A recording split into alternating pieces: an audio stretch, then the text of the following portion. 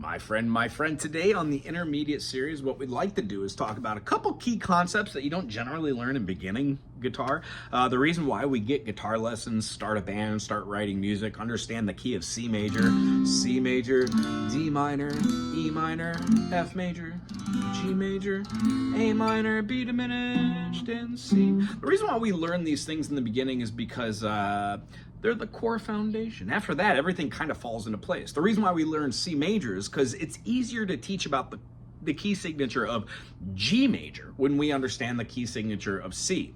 When talking about scales, do, re, mi, fa, sol, la, ti, do, we can play that in many different places, but the skill set that it takes to do just what I did right there seems overwhelming when you're a beginner. The idea is, first time I played a D minor 7, I thought, I can't play this, and 2, when am I ever going to use this?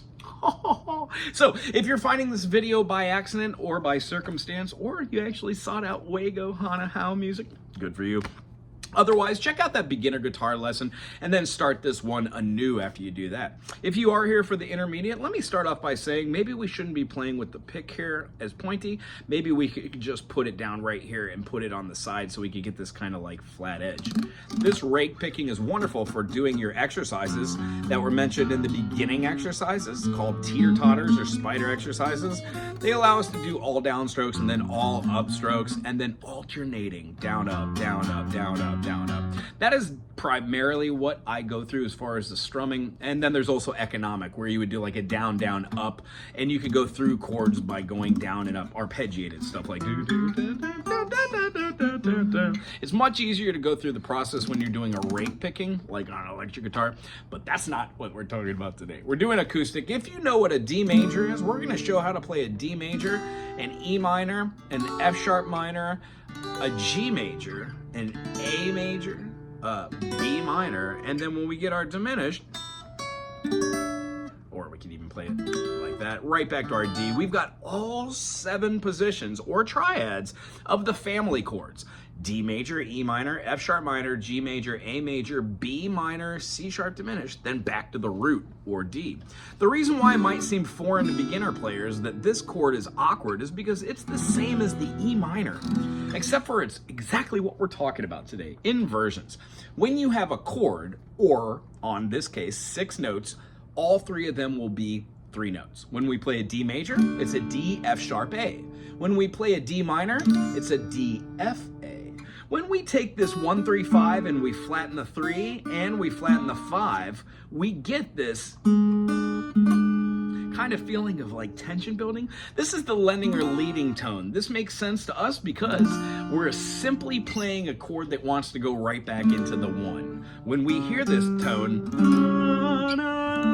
it feels like it always wants to resolve, because it does, the tension and release factor.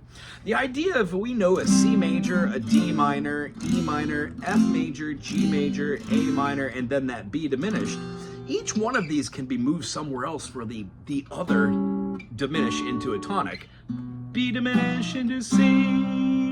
We would have a C sharp diminish into D. We would have an E flat, or a D sharp diminish rather, and harmonically into an E.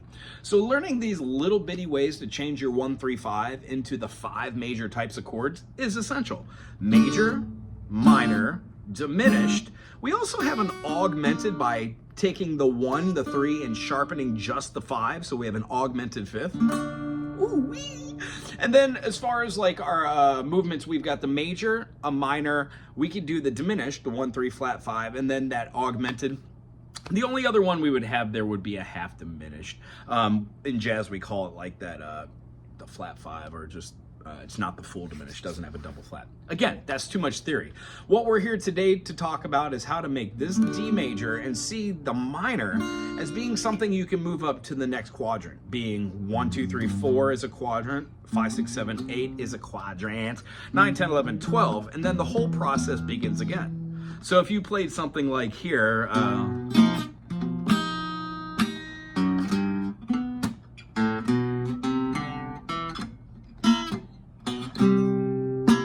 you could do it all the way up here at the higher levels. You could be like,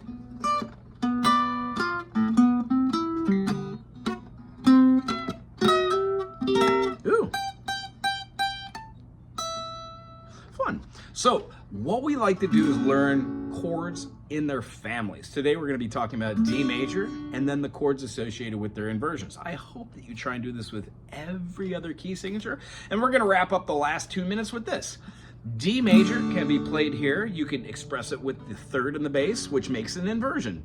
When you put the third in the bass, this is called a first inversion. D, F sharp, A. When you play an A in the bass, it takes it away from the root position, which is a D in the bass, and then it puts a third in the bass. And if we wanted to put our A in the bass, that would give us our second inversion. When moving this D major up a whole step, we would have an E major, but we don't have a major second in the key signature. We've got a minor.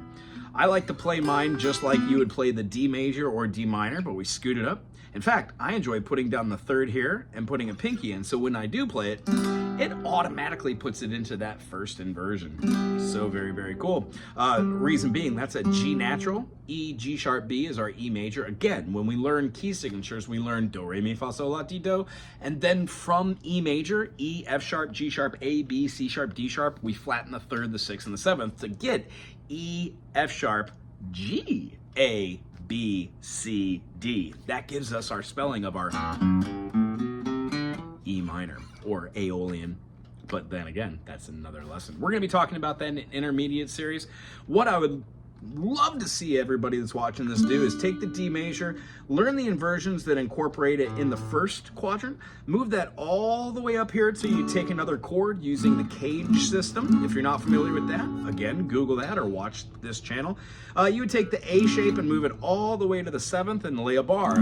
That gives you your D major. Again, you can make a D major, a D minor. You can do your D. You can do your D augmented again. So the concept is if you learn your triads, your major, minor, diminished, augmented, and then the variations of that, there are more than just those major 4, major 5. But if you learn those where they are in each quadrant, you begin to see where a D major now can have an A on the bottom here. So when you play this, you're actually playing the same thing as you would as you played it here. Knowing that difference between just this D and then using the tip top of your finger to mute that chord is really kind of cool, because you could do stuff like, when I play the D here and move this up from here, this is starting with a second flat 3 to a 3. This is a very bluesy.